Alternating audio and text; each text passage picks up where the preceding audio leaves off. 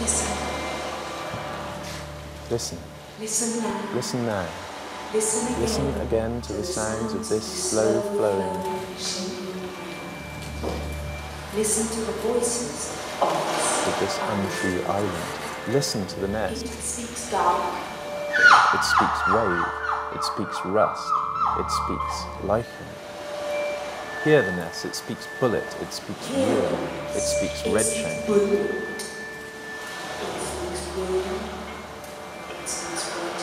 It speaks deception.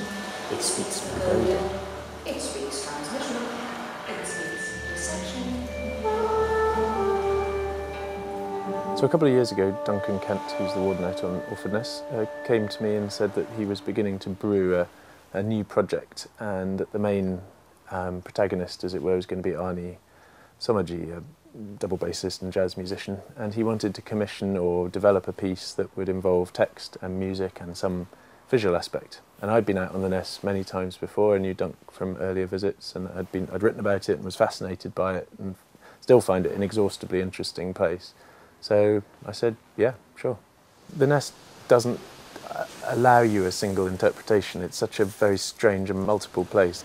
It's got the military and the natural and the geological and all of these different languages. So I decided, talking to Arnie very early on, we wanted two things. We wanted to create a piece that was alert to the way the Ness changes itself the whole time. It's an amazingly dynamic environment. It shifts its own form with winter storms, and it's always changing. So we wanted a piece that was part improvised, and that's where Arnie's music answered brilliantly.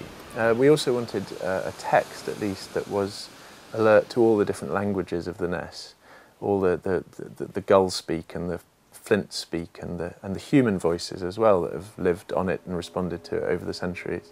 So that's what I really tried to concentrate on, was a way of letting the voices of the Ness, natural and human and mineral, speak through.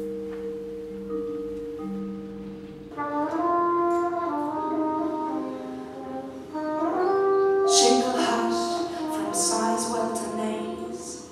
Merlin's fast hunting on lantern marsh. Ice beginning. It's evening glaze.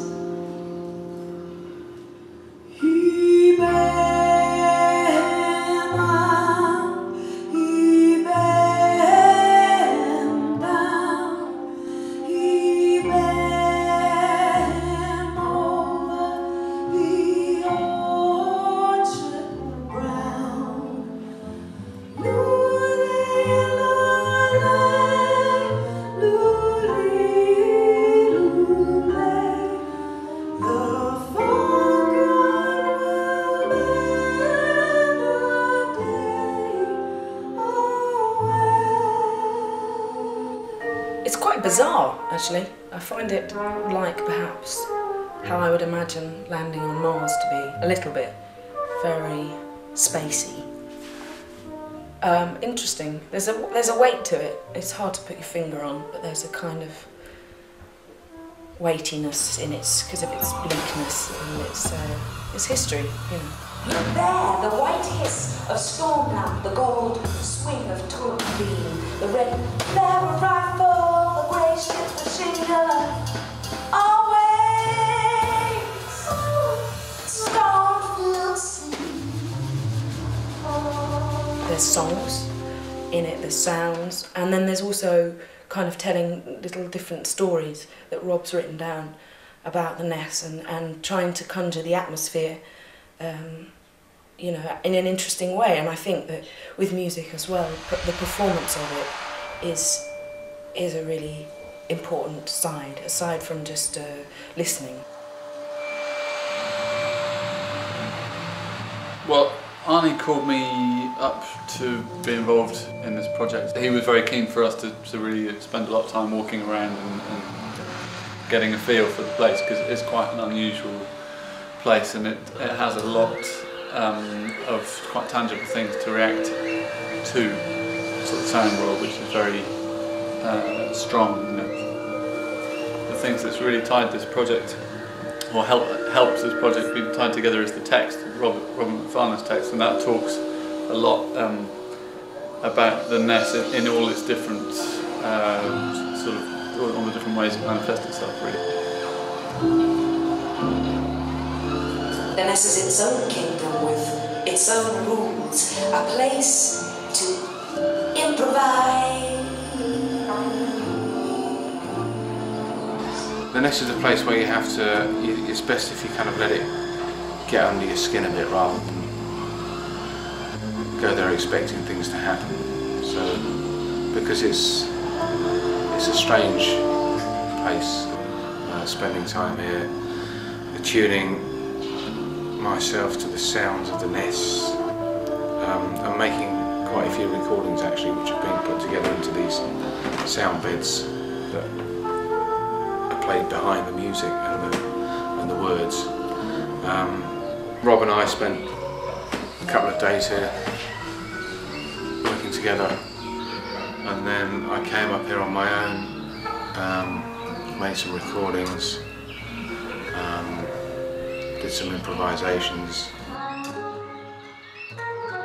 And as well as having these soundscapes that, you never know what's going to happen out there. You will hear other sounds obviously, but we'll try and keep our ears open to those as well. So it's something that can change performance. That is the sound of the Ness, the sound of the sea, the sound of the shingle, and the sound of secrets. Don't look, don't tell, don't understand, don't ever remember. For this is the island of silence. This is Boffin Beach. 80 years of tinkering and shooting and bombing, of shaking and measuring and jamming.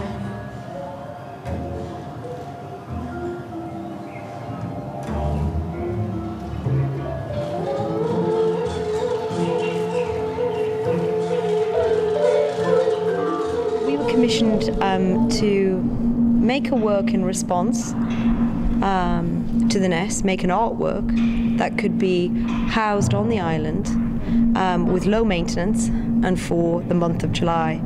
And this kind of presented a challenge in a way that we were most intrigued by the labs and their state of, well, almost kind of ruin in a sense. So the question was how to house something in a ruin and keep it for that length of time.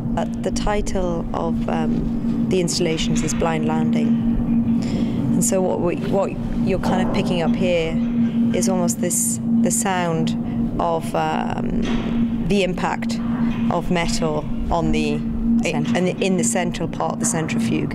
We were most intrigued by the labs and their state of, well, almost kind of ruin in a sense. These buildings are very epic in their own way and quite majestic, and so the idea of installing something inside them, it required something that was quite subtle and quite minimal. As buildings, they're literally built and redesigned to measure. It was very intriguing for us to have literally our measures in buildings which are specifically giant measures in terms of what they did.